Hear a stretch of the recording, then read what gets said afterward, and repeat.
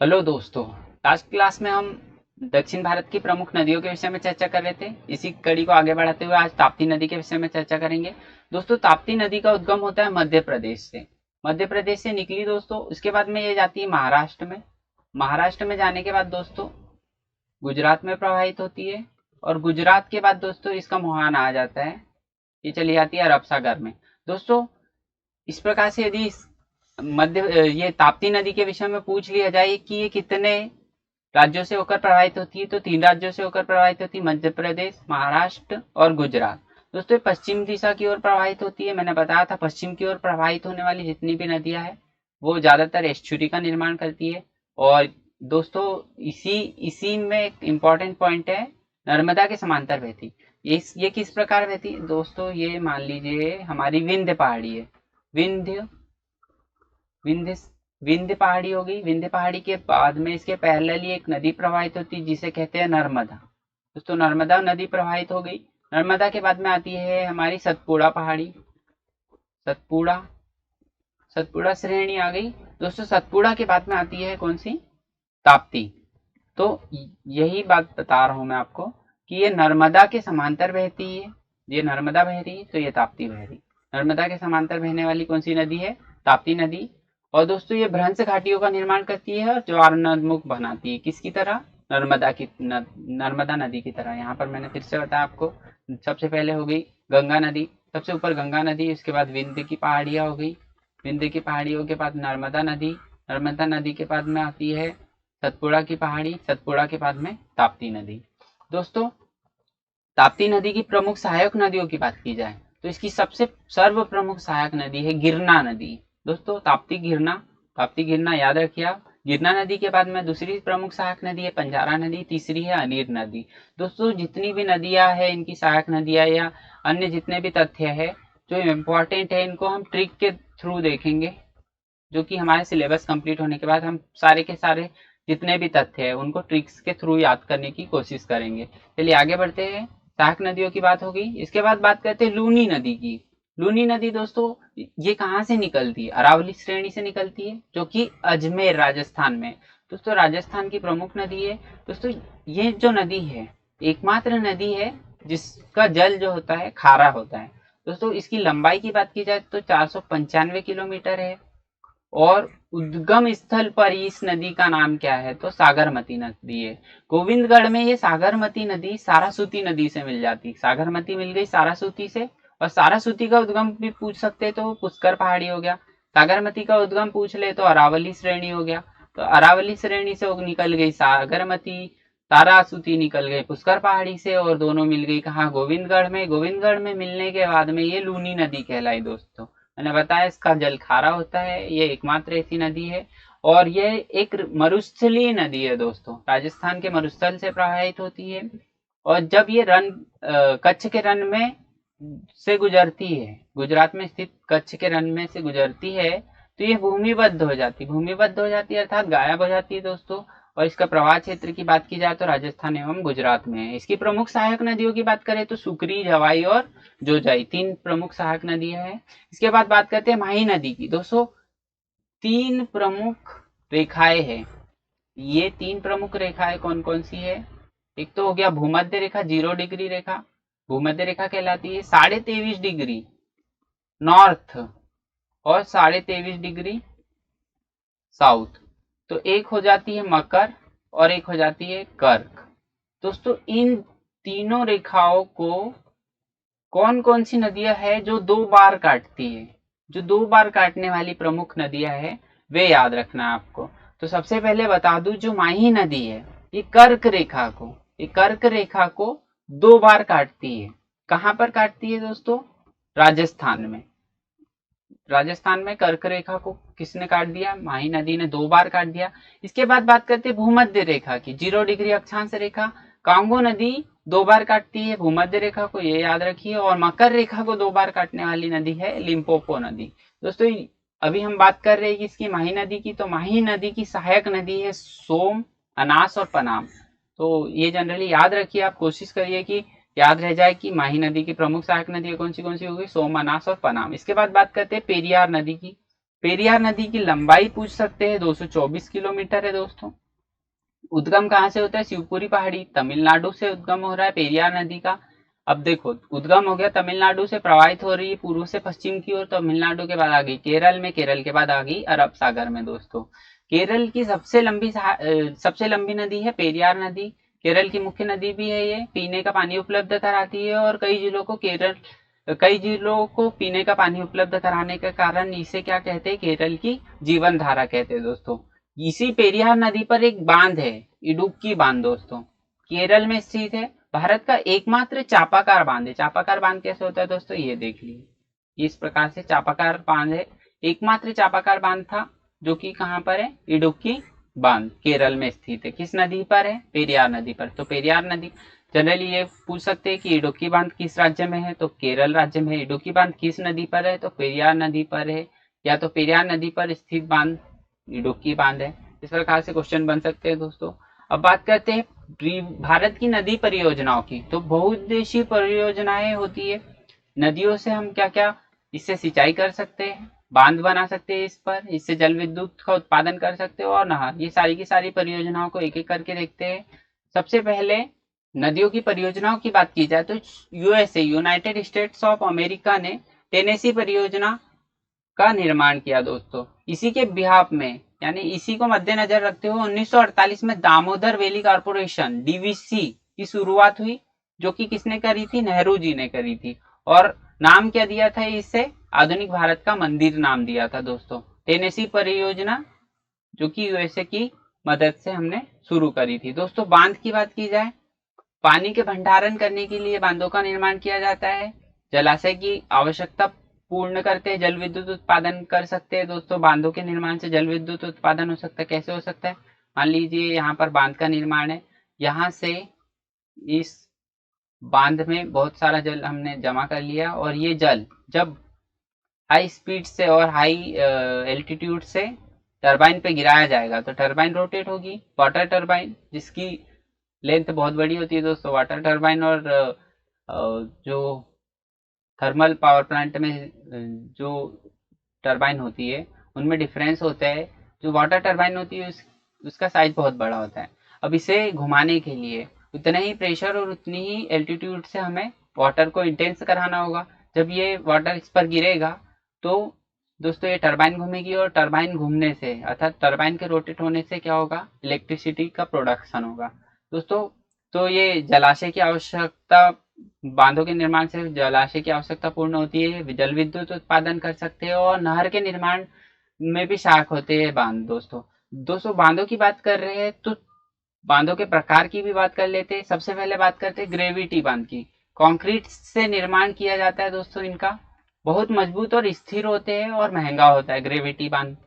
इसमें जो प्रमुख ग्रेविटी बांध के उदाहरण पूछ लिया जाए दोस्तों, तो सबसे प्रमुख ग्रेविटी बांध में कोयना हो गया, भाखड़ा नांगल हो गया, और हीराकुंड।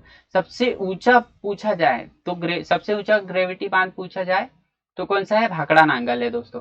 तो ग्रेविटी डैम के उदाहरण पूछ सकता है। आप याद रखिए कि कोयना, भाखड़ा नांगल और हीराकुंड, कोयना, भाखड़ा नांगल, हीराकुंड किसके उदाहरण है? ये ग्रेविटी डैम के। इसके बाद बात करते हैं आर्क डैम या चापाकार बांध की। तो ये पत्थर व स्टील से बनना होता है। मैंने बताया इडुक्की बांध भारत का एकमात्र आर्क बांध है। किससे निर्माण हुआ? पत्थर या वह स्टील से हुआ। इसके बाद बात करते हैं रॉक फिल्टर की।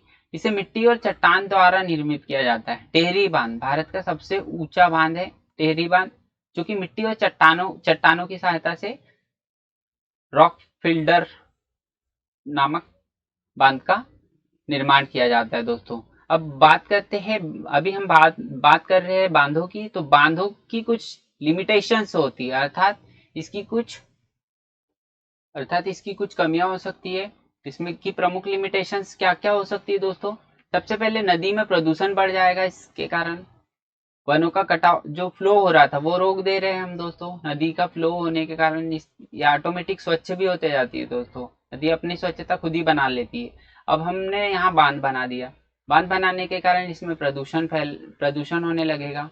इसका फ्लो अवरुद्ध कर दिया हमने, तो इसी कारण इसमें प्रदूषण की मात्रा बढ़ने लगेगी दोस्तों। दूसरे बात की जाए वनों का कटाव, जहां हमें बांध का निर्माण करना है दोस्तों, उस क्षेत्र में जितने भी वन है, वनी क्षेत्र है मान लीजिए, तो वहां पर वनों का कटाव करके ही बांधों का निर्माण होगा। तीसरी बात की जाए बाढ़ की संभावना, दोस्तों बांधों के निर्माण से बाढ़ की भयावह संभावना हो सकती है दोस्तों। इसके बाद बात की जाए भूकंप की संभावना, भूकंप की संभावना कैसे होती है दोस्तों, मान लीजिए ये बांध है, बांध के कारण ये जो दुर्बलता मंडल में स्थित मैग्मा, इस मैग्मा पर प्रेशर लग रहा है दोस्तों, और ये प्रेशर के कारण दोस्तों भूकंप आ सकता है। कोयना बांध महाराष्ट्र 1967 में बना है दोस्तों, और इस पर भूकंप आ चुका है, इसीलिए दोस्तों ये प्रमुख समस्याएं थी बांधों की। अब बात करते हैं बैराज की। बैराज हरिके बैराज है, याद रखिए, क्योंकि जिससे निकलती है इंदिरा गांधी नहर। और एक और बैराज है फरक्का बैराज। दोस्तों ये हरिके बैराज किस नदी पर है, सतलज नदी पर है, और नहर कौन सी निकल रही है यहाँ से, इंदिरा गांधी नहर। दोस्तों ये इंदिरा गांधी नहर राजस्थान की जीवन रेखा कहलाती है दोस्तों। इसके बाद बात करते हैं गंगा नदी पर स्थित बैराज की, तो फरक्का बैराज की। बैराज का निर्माण नदी के जल की दिशा बदलने के लिए किया जाता है दोस्तों। नदी का मान लीजिए नदी प्रवाहित हो रही है इस दिशा में, अब हमें जल की आवश्यकता है, यहाँ आवश्यकता है, तो हमें कुछ इस तरह से नहर वगैरह का निर्माण करना होगा, और नदी के जल की दिशा को परिवर्तित करते हैं इस प्रकार हम दोस्तों। इससे नहर भी बनाई जा सकती है। किस प्रकार नहर बनाई जाती है, मैंने बताया आपको, हरिके बैराज जो कि पंजाब में स्थित है, सतलज नदी पर, यहाँ से इंदिरा गांधी नहर निकलती है। और दूसरे दो बैराजों के एग्जाम्पल बता दिए। गंगा नदी पर स्थित बैराज का नाम पूछा जा सकता है, या फरक्का बैराज किस नदी पर स्थित है पूछा जाए तो क्या बताएंगे हम, गंगा नदी पर। गंगा नदी से संबंधित प्रमुख परियोजनाओं की बात करें तो गंगा नदी की प्रमुख परियोजनाओं में रिहंद बांध है दोस्तों, इसकी ऊंचाई 91 मीटर है। उत्तर प्रदेश के सोनभद्र जिले में रिहंद नदी पर स्थित है दोस्तों, और सोन की सहायक नदी है रिहंद। रिहंद किसकी सहायक नदी है, सोन नदी की सहायक नदी है। सोन नदी कहाँ से निकलती है दोस्तों, मध्य प्रदेश से। इसके बाद में बात करें रिहंद नदी सोन की सहायक हो गई, और रिहंद नदी पर ही सोनभद्र जिले में रिहंद बांध बना हुआ है। ये गुरुत्वीय बांध का उदाहरण है। इसकी क्षमता कितने मेगावाट है दोस्तों, 300 मेगावाट है। और दोस्तों इस बांध इस पर बात की जाए, गोविंद वल्लभ पंत बनाया गया है, क्योंकि एक लेक है। भारत की सबसे बड़ी कृत्रिम झील का निर्माण हुआ है दोस्तों इस बांध पर। किस पर, रिहंद बांध के कारण। इसी बांध के कारण हम एक सबसे बड़ी कृत्रिम झील का निर्माण हुआ, जिसे कहते हैं गोविंद वल्लभ पंत। इसके बाद बात करते हैं टिहरी बांध की। दोस्तों टिहरी बांध की शुरुआत कब हुई, 2006 में हुई। इसकी स्थिति कहाँ पर, उत्तराखंड में स्थित है टिहरी बांध। दोस्तों किस किस को फायदा होने वाला है इससे, सबसे पहले उत्तराखंड, इसके बाद में इसका पड़ोसी राज्य हो गया हिमाचल प्रदेश, पंजाब और राजस्थान को टिहरी बांध का फायदा होने वाला है। भागीरथी और भिलंगाना की संयुक्त धारा पर बन रहा है टिहरी बांध। किस किस नदी की संयुक्त धारा पर बन रहा है, भागीरथी और भिलंगाना की। भारत का सबसे ऊंचा बांध है दोस्तों, इसकी ऊंचाई कितनी है, 260 से 261 मीटर। वहीं बात की जाए क्षमता की, तो 1000 मेगावाट क्षमता है इसकी टिहरी बांध पर जल विद्युत उत्पादन की। और कितना प्लान किया हुआ है, 2400 तक के उत्पादन करने की कोशिश की जा रही है दोस्तों यहाँ पर। अब बात करते हैं फरक्का बैराज की। मैंने बताया गंगा नदी पर है, कहाँ पर है, मुर्शिदाबाद में, जो कि है पश्चिम बंगाल में। तो फरक्का बैराज कहाँ पर स्थित है, मुर्शिदाबाद में, पश्चिम बंगाल में, जो कि किस नदी पर है, गंगा नदी पर। गंगा नदी पर पानी हुगली में डालने के लिए बनाया गया। दोस्तों मैंने बताया था बैराज का निर्माण किस लिए किया जाता है, नदी के पानी की दिशा परिवर्तित करने के लिए बैराज का निर्माण करते हैं। तो गंगा का पानी हुगली नदी में डालने के लिए फरक्का बैराज का निर्माण किया गया दोस्तों हुगली नदी की बात कर रहे तो हुगली नदी में कीचड़ ज्यादा था, और इसी समस्या के निवारण के लिए इसमें गंगा नदी का पानी छोड़ने का निर्णय किया गया।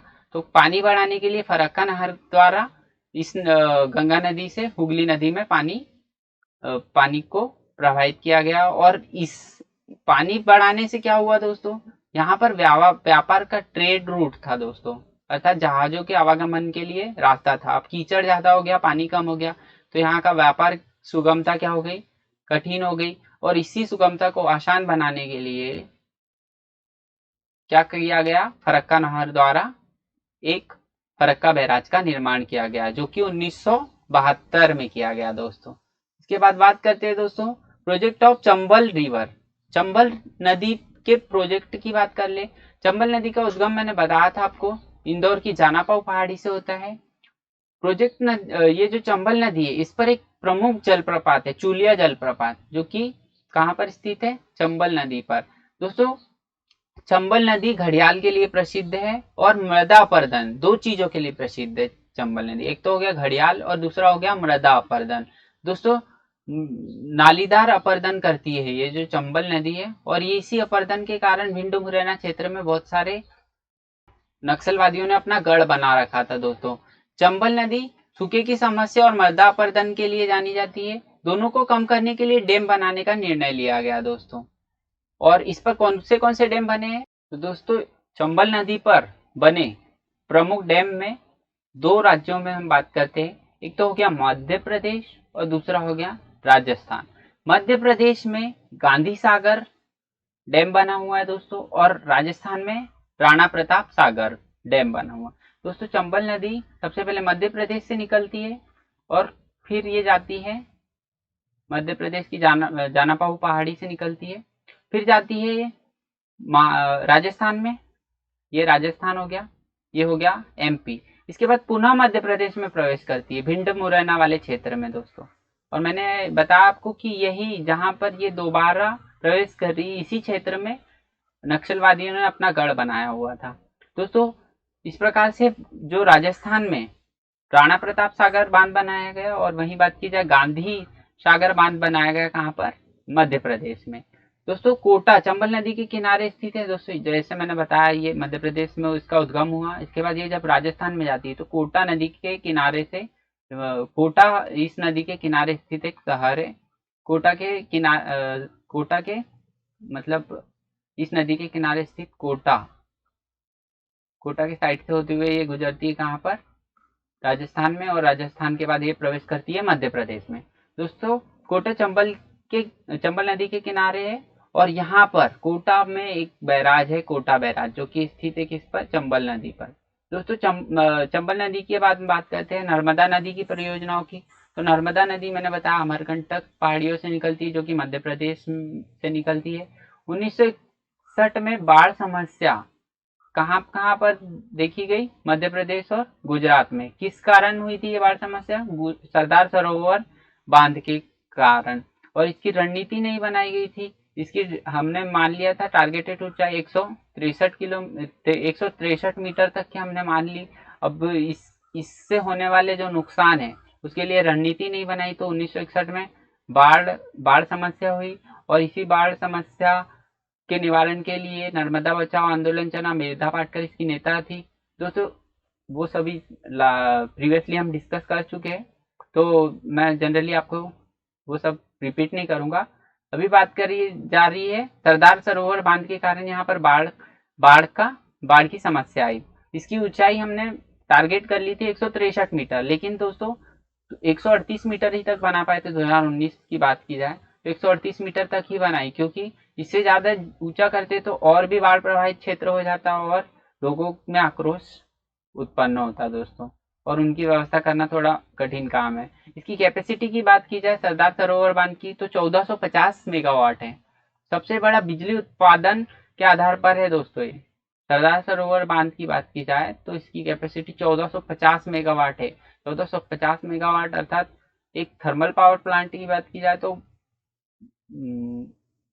सारणी थर्मल पावर प्लांट की बात कर लूँ, जो कि बैतूल जिले में स्थित है मध्य प्रदेश के, उसकी कैपेसिटी लगभग 1300 मेगावाट है। उससे ज्यादा उत्पादन कर रहे हैं सिर्फ ये सरदार सरोवर बांध, जो कि रिन्यूएबल एनर्जी स्रोत है। और थर्मल पावर प्लांट में हमें कोल का कंजप्शन करना पड़ता है दोस्तों, जो कि नॉन रिन्यूएबल एनर्जी सोर्स होता है। तो इस प्रकार से ये जो सरदार सरोवर बांध पर जल विद्युत उत्पादन क्षमता है वो 1450 मेगावाट है, याद रखिए आप। 2017 में इसका उद्घाटन कर दिया था दोस्तों, किसका, सरदार सरोवर बांध का। किसने किया, मोदी जी ने किया। इसकी स्थिति कहाँ पर है, नौगांव, जो कि गुजरात में स्थित है। और यहीं पर एक स्टेच्यू ऑफ यूनिटी निर्मित है दोस्तों, पर्यटन स्थल है। इसकी ऊंचाई पूछी जा सकती है, आप याद रखिए 180 दोस्तों 163 मीटर है, अर्थात 535 फीट इसकी ऊंचाई है। इसके बाद बात करते हैं कृष्णा नदी परियोजनाओं की। तो दोस्तों कृष्णा पर प्रमुख परियोजनाएं हैं तुंगभद्रा, दूसरी हो गई कोयना और अलमट्टी। सबसे पहले बात करते हैं कृष्णा नदी की। तो दक्षिण भारत की एक मुख्य नदी है। तुंगभद्रा प्रोजेक्ट कृष्णा नदी की परियोजना है। इसके अंतर्गत पेमा बांध बना है। पेम्पा बांध याद रखिए, पेम्पा बांध किस प्रोजेक्ट के अंतर्गत बना है? तुंगभद्रा प्रोजेक्ट के अंतर्गत। यह कर्नाटक और आंध्र प्रदेश की संयुक्त परियोजना है दोस्तों, तुंगभद्रा प्रोजेक्ट। इसके बाद बात करते हैं कोयना प्रोजेक्ट की। तो कृष्णा नदी का ही प्रोजेक्ट है, कोयना नदी पर बना हुआ है। कोयना किसकी सहायक नदी है? कृष्णा की सहायक नदी है।